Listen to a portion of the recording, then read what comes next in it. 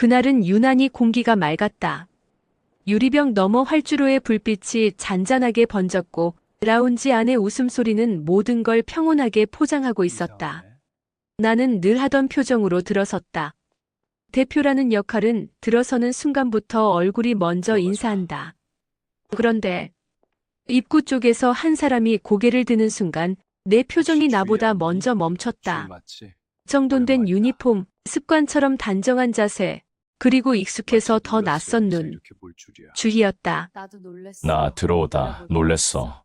그러니까 나도 너무 놀랐어. 하마터면 못 알아볼 뻔했어. 우리는 서로를 오래 봤다.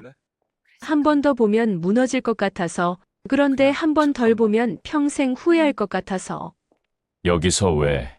일이야, 그냥 일 때문에. 그때 주희 손목에서 진동이 울렸다.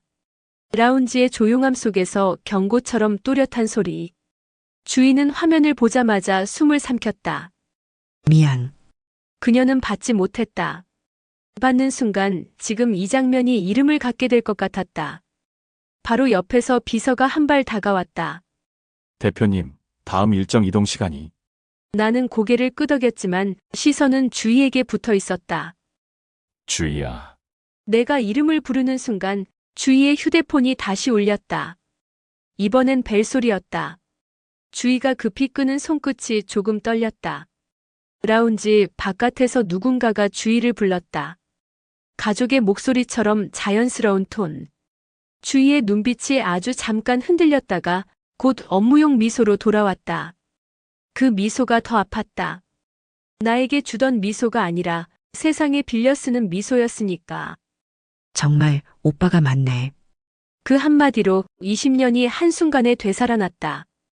그리고 나는 알았다. 오늘 밤 무너질 건 우리가 숨겨둔 감정이 아니라 그날의 진실이라는 걸. 구독과 좋아요 하시고 20년 만에 재회한 지훈과 주희의 애틋한 이야기. 지금 시작해 보겠습니다. 나는 성공한 사람의 삶을 살고 있었다. 정확히 말하면 성공한 사람처럼 보이는 삶이었다. 아침엔 기사로 불리고 낮엔 숫자로 판단받고 밤엔 호텔 조명 아래에서 박수를 받는다. 누군가는 그걸 인생이라 부르고 누군가는 그걸 목표라 부른다. 하지만 그 모든 장면이 끝나고 혼자 남으면 내 집은 늘 너무 조용했다. 냉장고 문을 열면 비슷한 음료가 몇 개 있고 거실엔 불필요하게 넓은 소파가 있고 침실엔 잠을 위한 침대가 아니라 잠을 미루기 위한 침대가 있었다. 주희를 다시 본 날 나는 그 조용함을 처음으로 증오했다. 라운지에서의 몇 초는 사고였다. 내가 준비하지 않았고 주희도 준비하지 않았고 우리 주변 사람들은 그 사고가 무슨 의미인지 모른 채 그냥 지나갔다. 비서는 이동하는 차 안에서 내게 일정표를 다시 보여줬다. 나는 고개를 끄덕이며 마치 아무 일도 없었던 사람처럼 손가락으로 화면을 넘겼다. 그 역할이 익숙했으니까. 성공은 결국 연기력이라는 걸. 나는 오래전에 배웠다. 그러나 내 몸은 거짓말을 못했다. 손끝이 차가웠고 가슴이 이상하게 답답했고 숨은 평소보다 얕았다. 나는 그걸 피로라고 불렀다. 대표는 늘 필요하니까. 이 말은 어떤 상황에서도 무난한 변명이 된다. 호텔방에 들어오자마자 나는 습관처럼 자켓을 벗어 걸었다. 거울 앞에서 넥타이를 풀며 내 얼굴을 한 번 더 확인했다. 성공한 남자의 얼굴은 늘 적당히 단단하고 늘 적당히 무심해야 한다. 그런데 그 얼굴 한가운데 주희의 눈이 박혀 있었다. 그 눈은 나를 바라보며 묻지 않았다. 묻지 않는데도 내가 다 대답해야 할 것 같았다. 나는 창가에 섰다.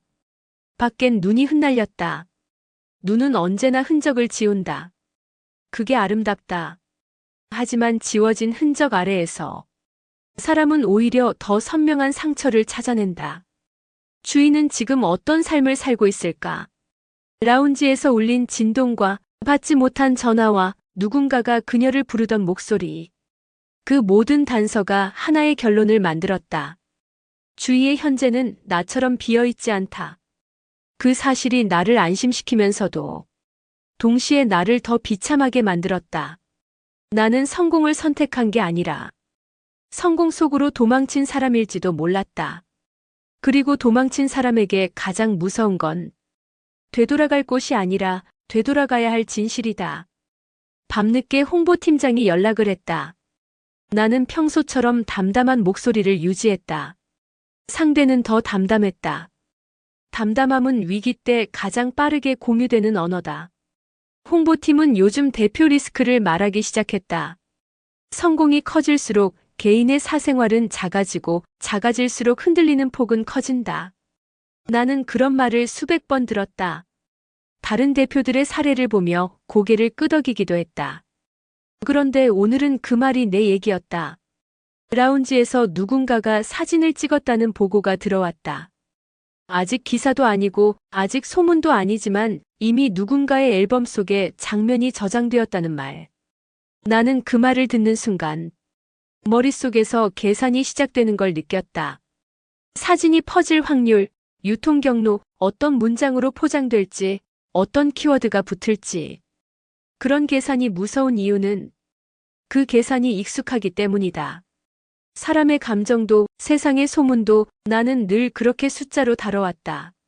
하지만 주인은 숫자가 아니었다. 나는 전화를 끊고 오래 서 있었다. 방 안엔 아무 소리도 없었다. 그 조용함 속에서 20년 전의 소리가 되살아났다. 컵을 내려놓던 소리, 카페 문이 열리던 소리, 웃음이 터지던 소리, 그리고 어느 날 갑자기 끊겨버린 소리. 사라짐은 설명이 없다. 설명이 없는 사라짐은 남겨진 사람의 마음을 오래 태운다.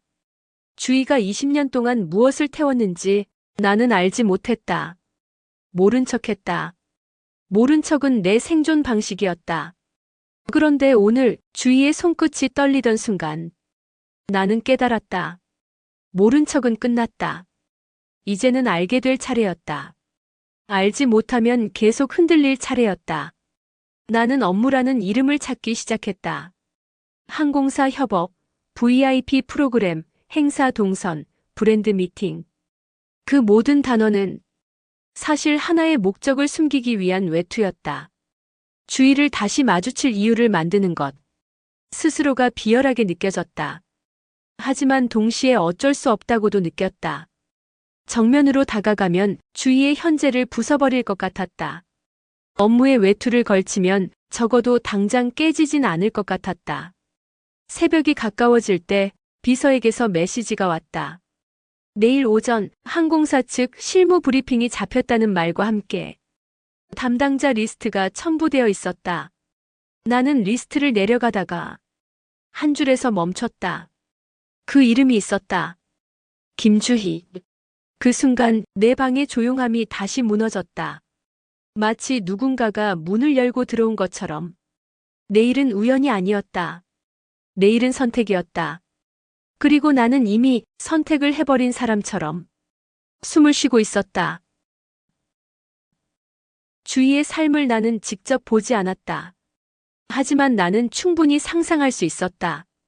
왜냐하면 주희는 늘 무너지지 않기 위해 살아온 사람이었기 때문이다.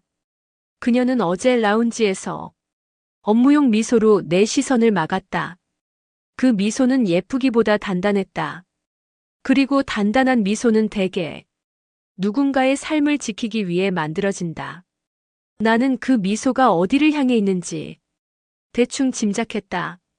가정, 일, 체면, 평온. 주희는 그 단어들을 다 들고 걷는 사람처럼 보였다. 그날 이후 나는 주희를 피하려 했고 주희도 나를 피하려 했을 것이다. 하지만 피하려는 사람일수록 자기 삶을 더 조심스럽게 만진다.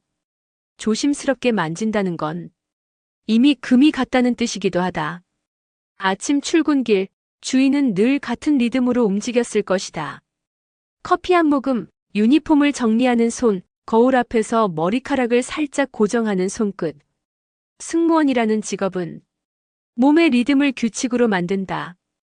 규칙이 있어야 웃고, 규칙이 있어야 인사하고, 규칙이 있어야 흔들리지 않는다. 그 규칙이 라운지에서 나를 보는 순간 잠깐 깨졌을 것이다. 주희는 그 깨짐을 아무 일도 아닌 것처럼 다시 붙였을 것이다. 원래 그녀는 그런 사람이었다.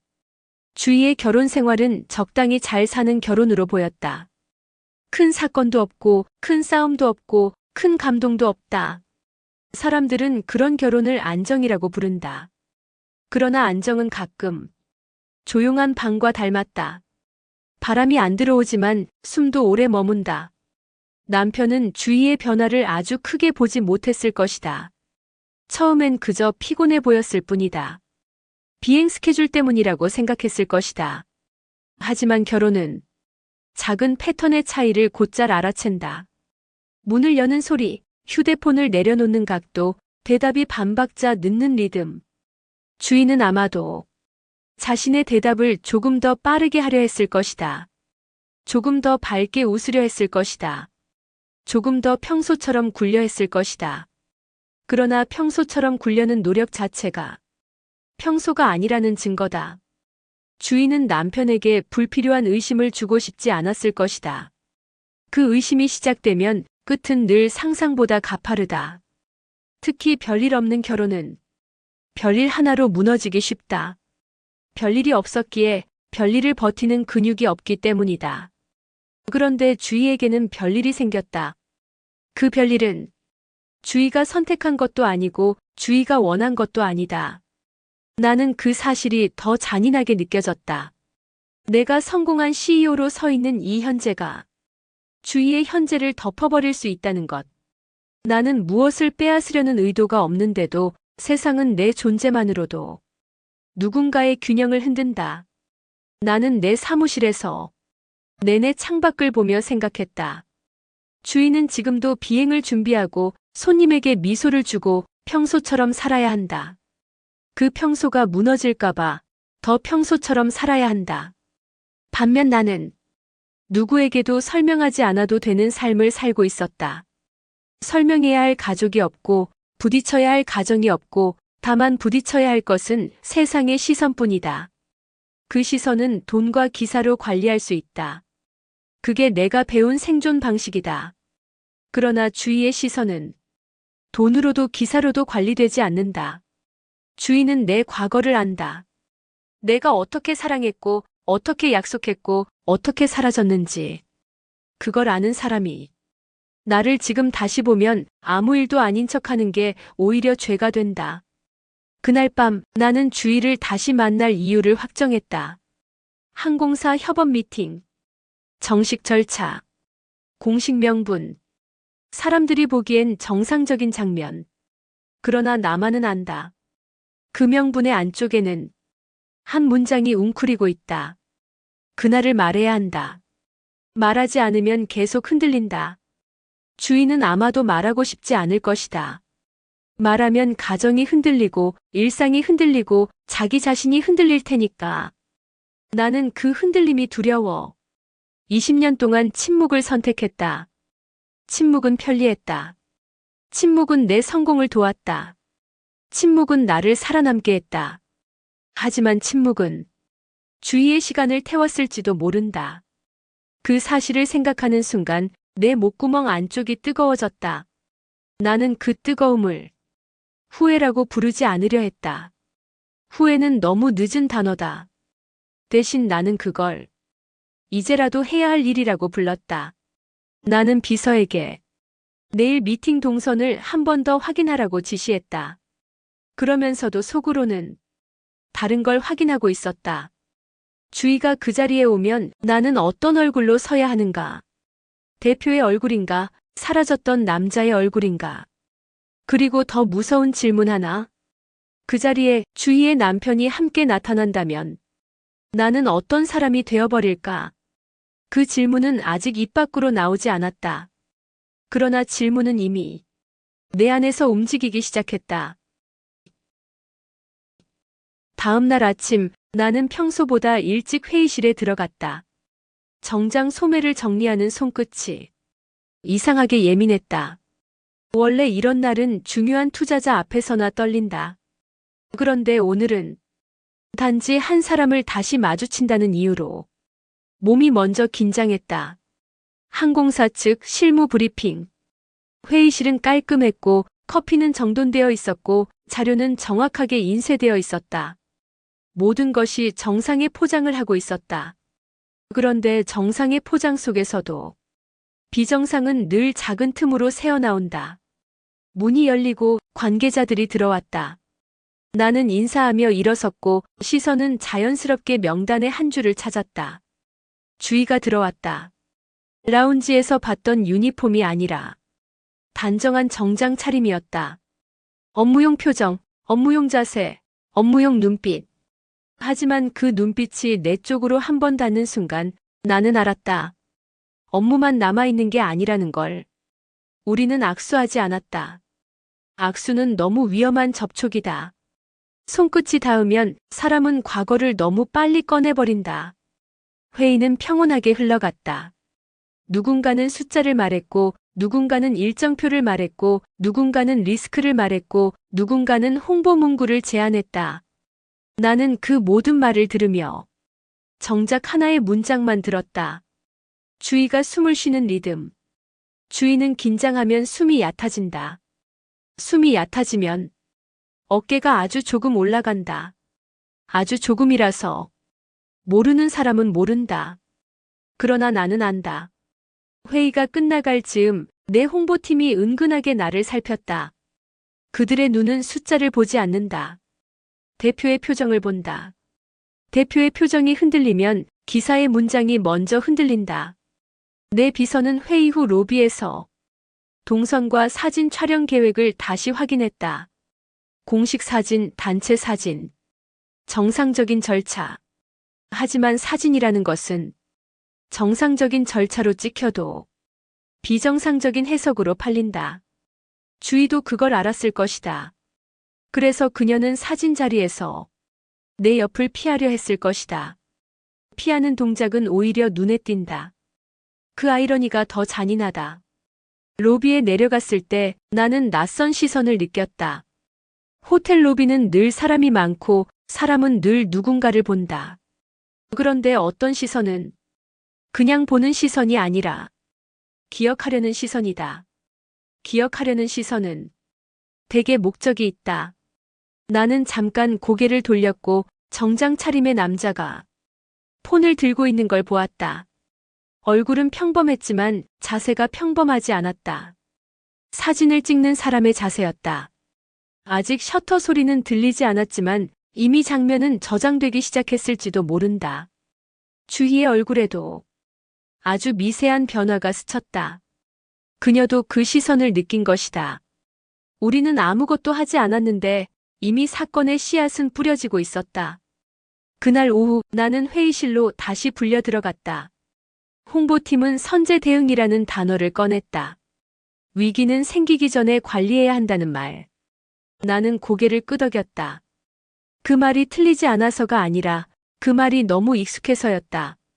하지만 이번 위기는 기사만 관리한다고 끝나지 않는다. 이 위기는 가정으로 번질 수 있고 가정은 기사보다 훨씬 더 깊게 사람을 찢는다. 주희의 휴대폰은 그날 내내 울렸을 것이다. 나는 그걸 상상만 해도 숨이 막혔다. 받아야 하는 전화. 받기 싫은 전화. 받으면 들키는 전화. 받지 않으면 더 의심받는 전화. 결혼은 그렇게 사람을 몰아붙인다. 정확한 증거가 없어도 리듬이 달라지면 의심은 자란다. 그리고 회사는 또 다른 방식으로 사람을 몰아붙인다. 정확한 사실이 없어도 가능성이 있으면 리스크는 관리 대상이 된다. 주희는 지금 가정과 직장 사이에서 얼굴을 바꿔 끼우며 서 있을 것이다. 나는 그 얼굴 바꾸기의 속도가 오늘은 평소보다 더 빨라졌을 거라는 걸 안다. 그 속도가 빨라질수록 사람은 결국 지친다. 그리고 지친 사람은 어딘가에서 한번 무너진다. 그날 밤 나는 회상처럼 짧은 장면을 떠올렸다. 한 식당 룸의 따뜻한 조명, 낮게 깔린 테이블, 그리고 누군가의 목소리가 공간을 누르던 순간. 아직 사건은 터지지 않았는데 공기만으로도 숨이 막히는 공간. 나는 그 장면이 왜 지금 떠오르는지 이해했다. 현재의 압박이 과거의 압박을 깨우고 있었기 때문이다. 나는 결심을 굳혔다. 주희에게 진실을 말하겠다. 그러나 진실을 말할 장소와 시간은 이미 내 것이 아니었다. 세상은 우리가 진실을 말하기 전에 소문을 먼저 말하려 한다. 그리고 그 소문을 말하는 입 중 하나가 주희의 남편이 될지도 모른다는 생각이 내 등골을 차갑게 했다. 그 순간 비서에게서 메시지가 하나 더 들어왔다. 로비에서 찍힌 사진이 이미 외부로 넘어갔을 가능성이 있다는 보고. 아직 공개되진 않았다. 하지만 공개되기 직전이라는 말은 이미 공개된 것과 다르지 않다. 나는 화면을 내려놓고 손을 움켜쥐었다. 들키면 끝나는 거리는 생각보다 훨씬 짧았다. 사람이 가장 먼저 들키는 건 사실이 아니라 리듬이다. 주위의 리듬이 달라졌다. 아침에 일어나는 시간은 같았고 식탁에 놓는 컵의 위치도 같았고 유니폼을 정리하는 손도 똑같이 단정했다. 그런데 대답이 한 박자 늦었다. 남편이 집안에서 던지는 평범한 말들, 원래라면 아무 힘도 없는 말들이 주희에게는 작은 돌멩이처럼 걸렸다. 주희는 그 돌멩이를 숨기려 했다. 숨기려 할수록 숨소리가 커진다. 숨은 들키지 않기 위해 쉬는 건데 들키지 않기 위해 쉬는 숨은 오히려 더 들킨다. 남편은 처음엔 몰랐을 것이다. 아니, 모른 척 했을지도 모른다. 결혼은 대개 가정을 지키기 위해 상대를 믿는 게 아니라 의심을 미루는 쪽을 택한다. 하지만 의심은 미뤄진 만큼 자란다.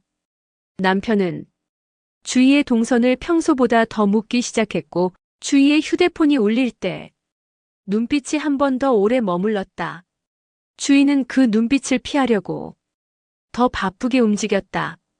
바쁨은 가장 좋은 위장이다. 그러나 바쁨이 길어지면 그 위장은 피로라는 이름으로 벗겨진다. 그날 주희는 피로해 보였다.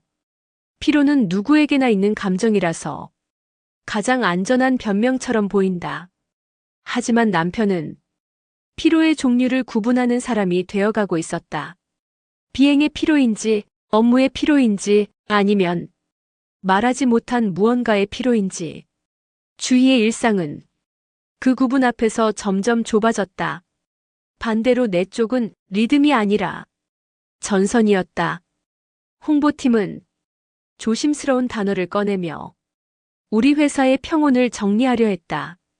선제, 관리, 가능성, 리스크.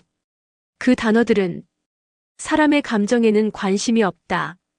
그 단어들은 세상이 우리를 어떻게 소비할지에만 관심이 있다. 라운지에서 찍혔던 사진은 아직 기사로 나오지 않았지만 이미 몇 군데를 거쳤다는 보고가 올라왔다. 사진은 사람 손을 많이 타면 사실보다 해석이 먼저 붙는다. 나는 그 해석을 너무 잘 안다. 내가 그걸로 여기까지 왔으니까. 하지만 이번엔 다르다. 이번 해석은 주희에게 닿는다. 주희는 내 회사의 직원이 아니고 내 리스크 관리의 범주에 들어오지 않는다. 그녀는 그냥 살아야 하는 사람이다. 남편과 가정을 지키며 직업을 지키며 평온을 지키며 그 평온이 내 이름 하나로 흔들릴 수 있다는 생각이 나를 가장 깊이 찔렀다. 나는 주희에게 연락할 이유를 만들었다. 공식 이메일, 회의 후속 자료, 협업 일정 확인. 모든 문장에는 업무의 단정함이 들어가야 했고 감정의 흔들림은 한 글자도 남아선 안 됐다. 나는 문장을 쓰고 지웠다. 또 쓰고 지웠다. 몇 번을 반복하다가 결국 가장 무난한 문장만 남겼다. 무난한 문장은 안전하지만 무난한 문장만으로는 사람의 시간을 되돌릴 수 없다. 나는 그 사실을 알고 있었다. 그래서 끝내 무난함을 깨려는 충동이 올라왔다. 그날을 얘기해야 한다는 충동. 그런데 충동이 올라오는 순간 내 휴대폰에 또 하나의 알림이 떴다. 투자자 미팅이 앞당겨졌다.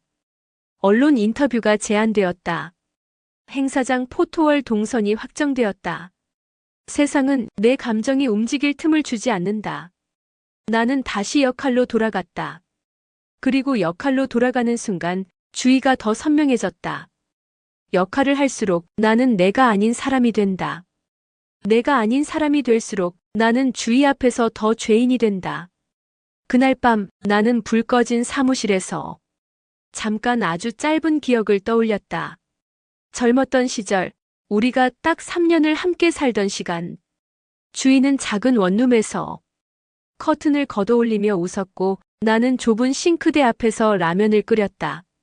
그때 우리의 미래는 크게 대단하지 않았다.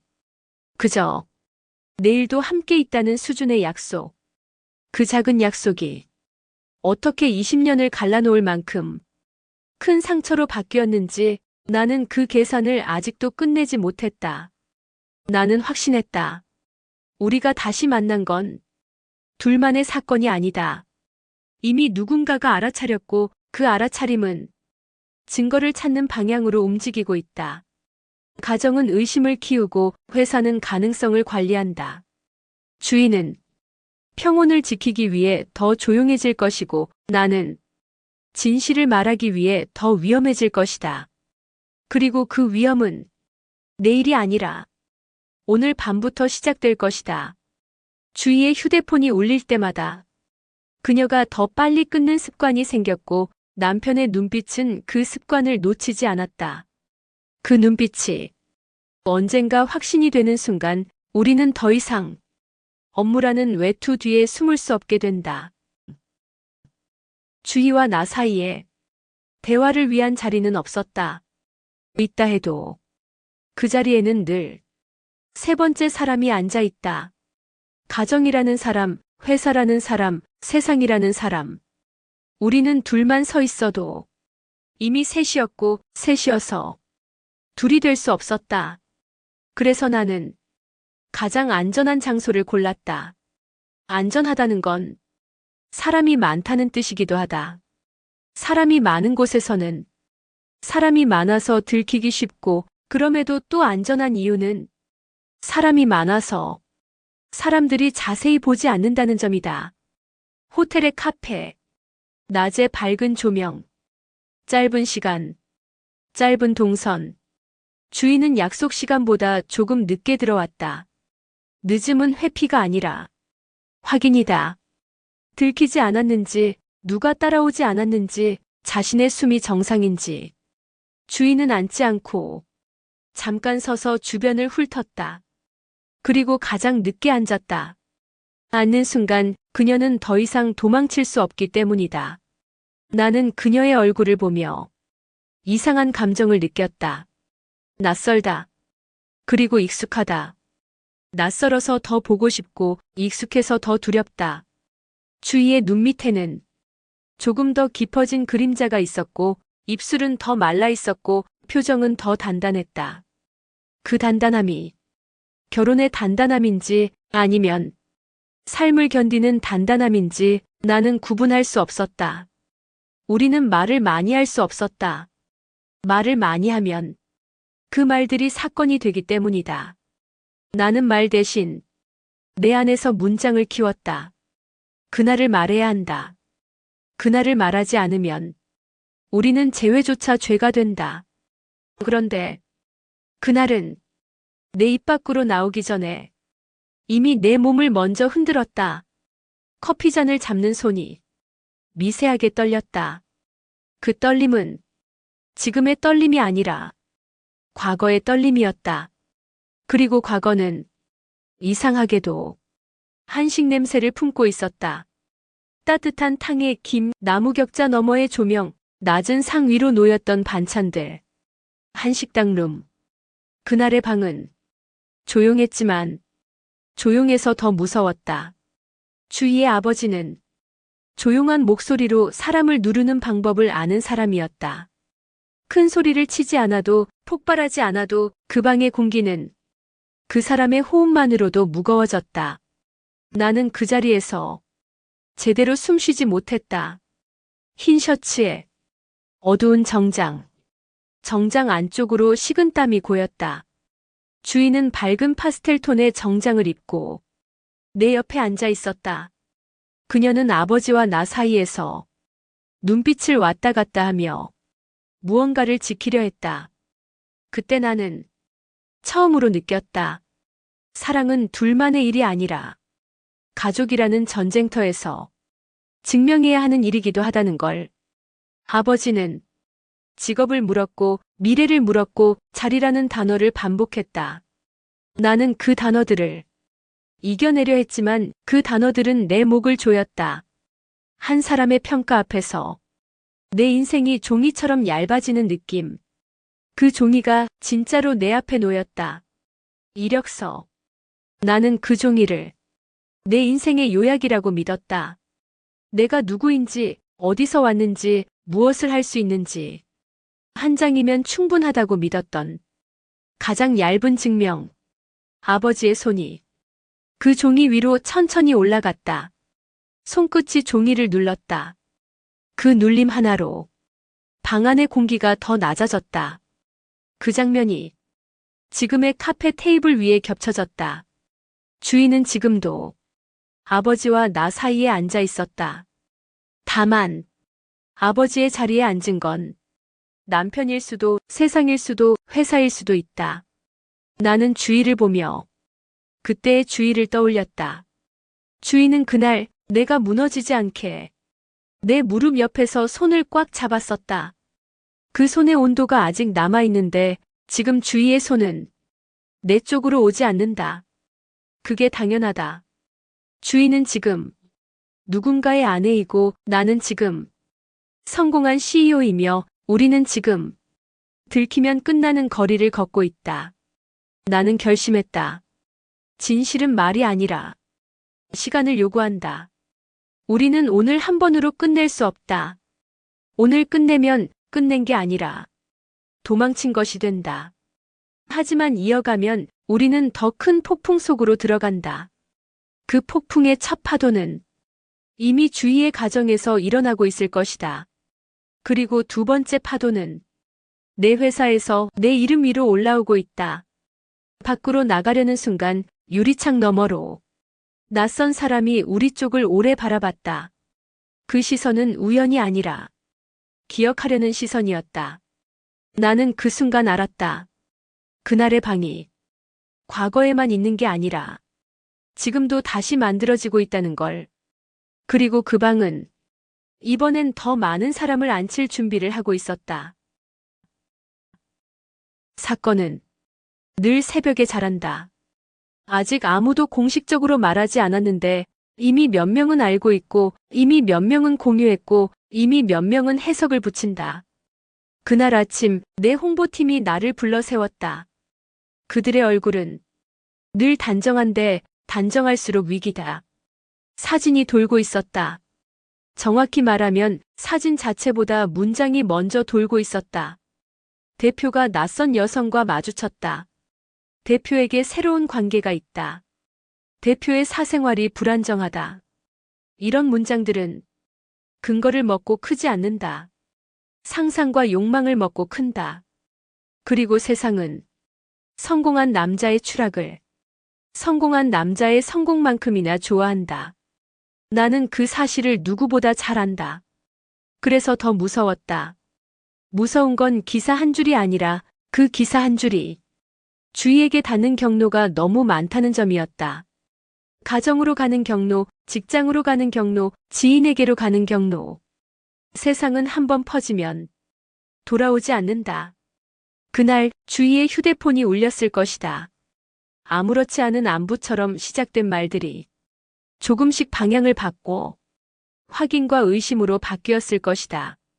주인은 설명할 수 없는 일을 설명하려 할수록 더 막혔을 것이다. 설명은 사실을 말하는 게 아니라 상대를 안심시키는 기술이다. 하지만 상대가 안심을 원하지 않으면 설명은 자백처럼 들린다. 남편이 어떤 사람인지 나는 알지 못한다. 다만 그가 지금 확인의 사람이 되어가고 있다는 건 느낄 수 있었다. 평범한 결혼의 남편은 확인을 시작하면 확신으로 빨리 간다. 왜냐하면 평범한 결혼은 큰 전쟁을 겪지 않았기에 작은 전쟁에도 쉽게 상처를 내기 때문이다.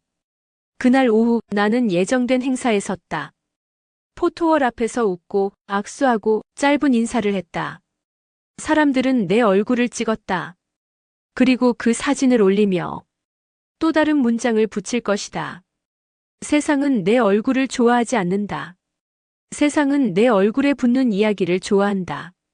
나는 웃으면서도 속으로는 주희가 지금 어디에 있는지 생각했다. 주희는 이 시간에 비행 준비를 할 수도 있고 승객을 맞이할 수도 있고 집으로 돌아가는 길일 수도 있다. 집으로 돌아가는 길이라면 그 길의 끝에 남편이 있을 것이다. 남편은 오늘 평소보다 더 조용할 것이다. 사람은 확신이 생기면 소리를 줄인다. 소리가 줄면 공기가 무거워진다. 주희는 그 무거움을 온몸으로 느낄 것이다. 나는 그걸 상상만 해도 가슴이 막혔다. 내가 버린 일이 아닌데, 내가 만든 일이 아닌데, 내 이름이 주희의 공기를 무겁게 만든다. 그날 밤 나는 결국 주희에게 연락하려 했다. 하지만 연락은 버튼 하나로 끝나지 않는다. 연락을 누르는 순간 우리는 다시 시작이 아니라 더 깊이 들어감을 선택하게 된다. 그리고 더 깊이 들어가면 우리는 감정이 아니라 사건이 된다. 나는 손을 멈췄다. 그리고 그 멈춤 속에서 또 하나의 장면이 떠올랐다. 한식당 룸. 아버지의 손. 이력서. 그 종이는 얇아서 더 날카로웠다. 종이가 찢어질 때 나는 소리가 사람의 마음을 찢을 수도 있다는 걸 그날 처음 알았다. 그 소리는 폭발처럼 크지 않다. 오히려 너무 작아서 더 오래 남는다. 그날 나는 그 작은 소리를 들으며 고개를 들지 못했다. 고개를 들면 주희의 얼굴을 봐야 한다. 주희의 얼굴을 보면 내가 무너진 걸 들켜야 한다. 나는 무너짐을 들키지 않으려 조각처럼 고개를 숙였다. 그리고 바닥에 떨어진 종이 조각을 손으로 주웠다. 그 손짓이 지금도 내 손에 남아있다. 지금도 나는 무언가가 떨어지면 본능적으로 주우려 한다. 마치 주희를 다시 주울 수 있을 것처럼. 하지만 사람은 종이가 아니다. 찢기면 붙일 수 없다. 붙인다고 해도 흔적은 남는다. 주희의 결혼 생활에도 내 회사에도 우리의 과거에도 압박은 동시에 터졌다. 홍보팀은 더 빠르게 움직이려 했고 투자자들은 확인을 요구했고 세상은 이미 확신의 문장을 만들어내고 있었다. 그리고 주희 쪽에서는 더 개인적인 압박이 시작되었을 것이다. 집안의 공기, 식탁 위의 침묵, 휴대폰 화면을 오래 바라보는 시선. 설명하지 못한 것은 사라지지 않는다. 설명하지 못한 것은 의심으로 자란다. 나는 그 의심이 주희를 향해 칼처럼 자라날까봐 두려웠다. 그래서 더 두려운 생각이 떠올랐다. 20년 전 나는 주희를 지키겠다는 이유로 말없이 사라지기로 결심했다. 그 결심이 주희를 지켰는지 아니면 더 깊게 찢었는지 나는 아직도 모른다. 그런데 지금 똑같은 방식이 다시 내 앞에 서 있었다. 말없이 물러나면 주희의 가정은 잠깐 숨을 쉴지도 모른다. 하지만 말없이 물러나면 주희는 또 한 번 왜라는 질문을 혼자 감당해야 한다. 나는 그 왜가 주희를 얼마나 오래 태웠는지 알고 있다. 그래서 이번에는 물러나고 싶지 않았다. 그러나 물러나지 않으면 주희의 현재가 부서질 수 있다. 그 갈림길에서 내가 할 수 있는 선택은 둘 중 하나가 아니다.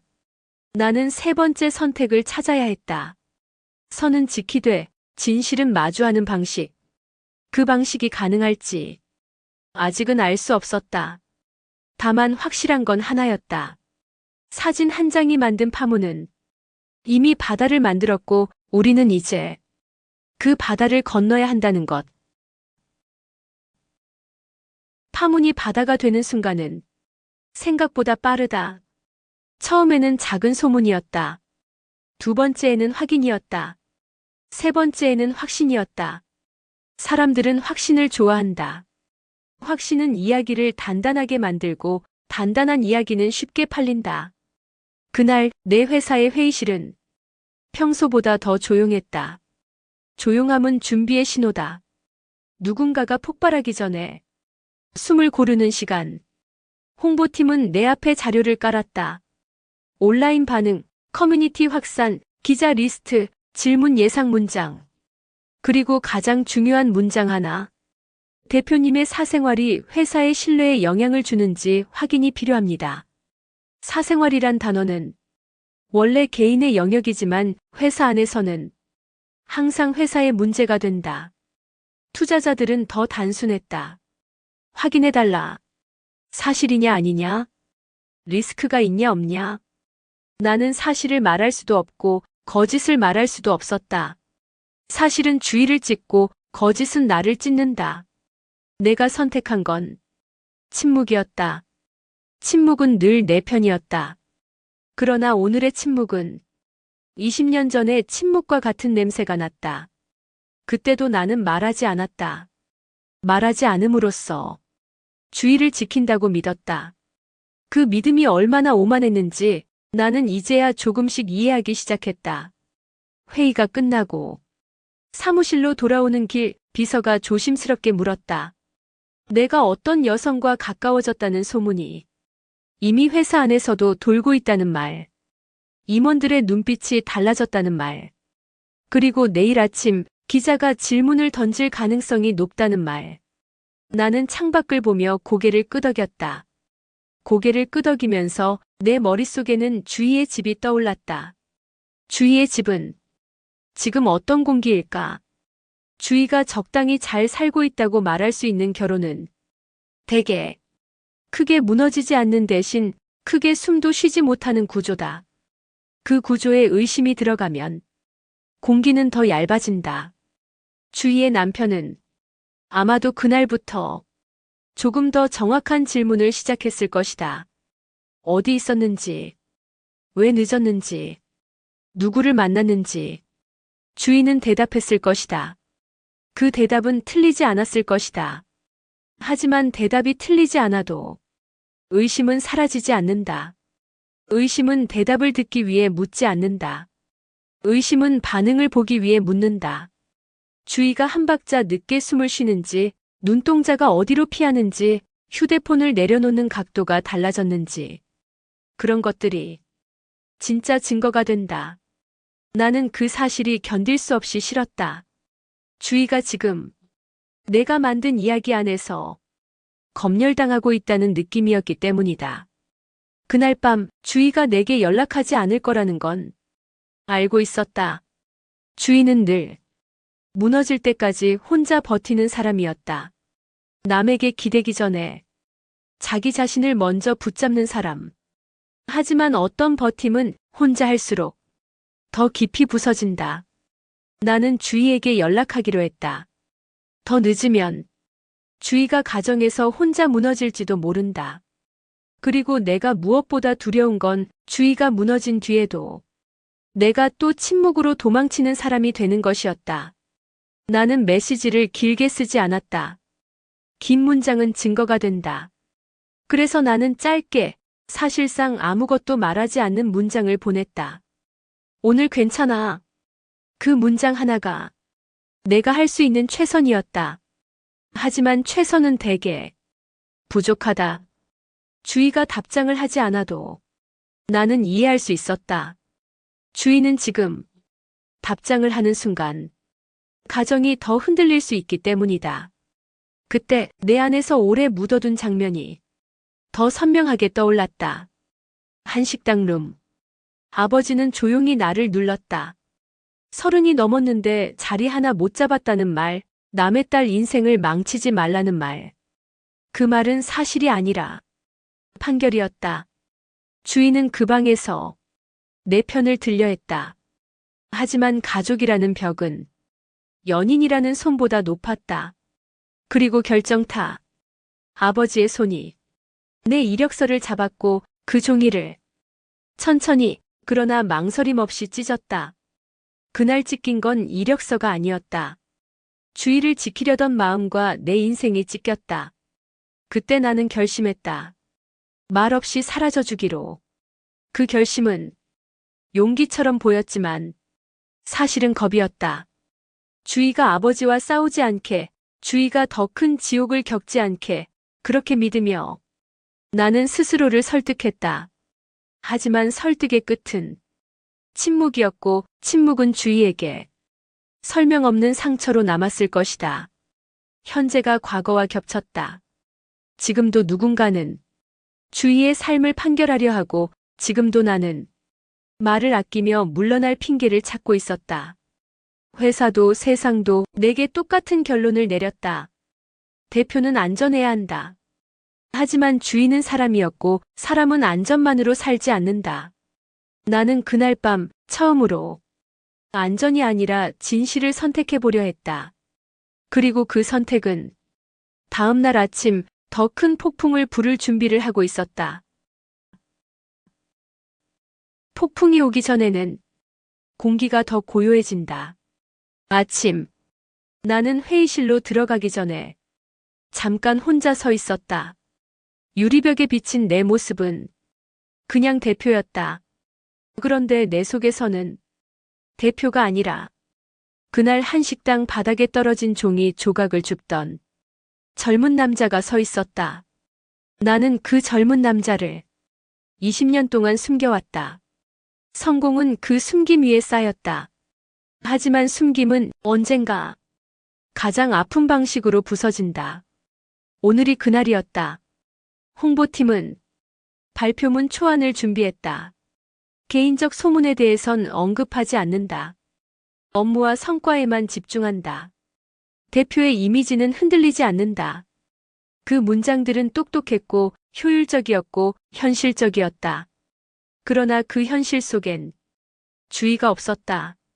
주의가 빠진 현실은 내게 더 이상 현실이 아니었다. 그건 또 하나의 도피였다. 나는 결심했다. 세상에게 다 말하는 방식이 아니라 주위에게는 말하는 방식으로, 주위에게만은 진실을 남기는 방식으로 선은 지킨다.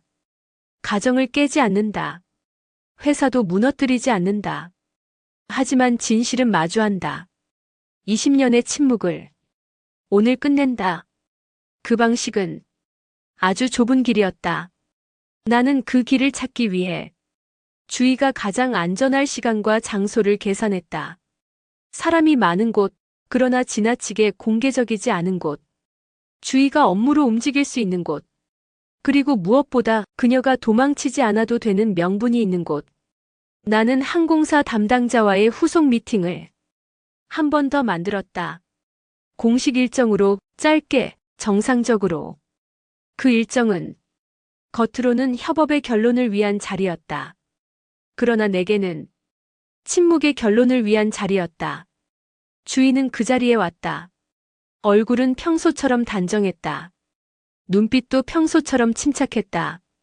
하지만 그 침착은 마치 한 사람이 절벽 끝에서 발끝을 붙잡고 서 있는 침착이었다. 나는 그녀를 향해 괜찮냐고 묻지 않았다. 그 질문은 답을 요구한다. 답을 요구하면 주인은 더 숨는다. 대신 나는 진실을 설명이 아니라 고백으로 꺼내기로 했다. 그날 한식당 룸의 공기, 아버지의 목소리, 찢기는 종이의 소리, 그리고 내가 고개를 들지 못했던 순간 나는 그 장면을 주위의 탓으로 만들지 않겠다고 말했다. 나의 선택이었다고, 나의 겁이었다고, 그래서 내가 떠났다고. 떠나면서도 주위가 행복하길 바랐다고. 이 말은 변명처럼 들릴 수도 있다. 하지만 변명과 고백의 차이는 상대를 살리려는 방향이 아니라 스스로를 벗기려는 방향에 있다. 나는 스스로를 벗기기로 했다. 주위의 표정이 단단하게 유지되는 동안 나는 그녀의 눈동자 안쪽에서 무언가가 흔들리는 걸 봤다. 흔들림은 눈물이 아니었다. 흔들림은 20년 동안 눌려있던 어떤 질문이 마침내 숨을 쉬는 움직임이었다. 나는 그 움직임을 멈추게 하고 싶지 않았다. 그러나 동시에 선을 넘어가고 싶지도 않았다. 나는 주희에게 돌아와 달라고 말하지 않았다. 그 말은 주희의 삶을 2번 찢는 말이다. 주희가 선택한 현재를 부정하는 말이 된다. 대신 나는 딱 하나만 남기기로 했다. 당신이 혼자 탓하지 않았으면 좋겠다. 그 한 문장은 사랑의 문장이 아니라 인간의 문장이었다. 주희의 결혼 생활이 적당히 잘 살고 있는 상태라면 그 적당함 안에는 지켜야 할 것들이 있다. 지켜야 할 것들을 부수고 얻는 사랑은 젊은 날에는 로맨틱처럼 보일 수 있지만 지금의 우리에게는 또 다른 죄가 될 수 있다. 나는 더 이상 주희에게 죄를 주고 싶지 않았다. 그리고 더 이상 내 성공을 핑계로 내 죄를 숨기고 싶지도 않았다. 그날 밤 세상은 여전히 떠들 것이다.